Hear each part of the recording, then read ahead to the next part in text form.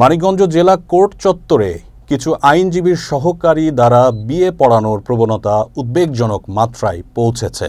এসব বিয়ের নেই কোনো শরীয়ত বা নেই কোনো আইনের কোনো বৈধতা। বুধবার এই বিষয়ে মানববন্ধন করে জেলা কাজী সমিতি। সেখানে কাজী মনিরুজ্জামানকে মারধরের প্রতিবাদ ও কোর্ট এলাকায় অবৈধ বিয়ে বন্ধের দাবি জানানো হয়।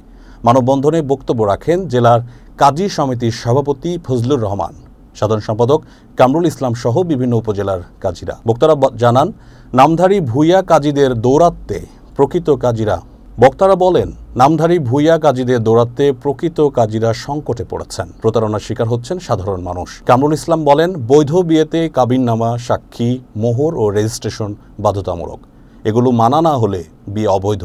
জেলা জজ কোর্টের পাবলিক প্রসিকিউটর নুরতাজ আলম বাহার জানান, এসব ভুয়া বিয়ের কারণে ভবিষ্যতে নারী নির্যাতন, তালাক ও সম্পত্তি নিয়ে জটিলতা সৃষ্টি হয়। প্রশাসনকে এ বিষয়ে কঠোর পদক্ষেপ নিতে হবে। মানববন্ধন শেষে জেলা প্রশাসকের কাছে স্মারকলিপি প্রদান করা হয়।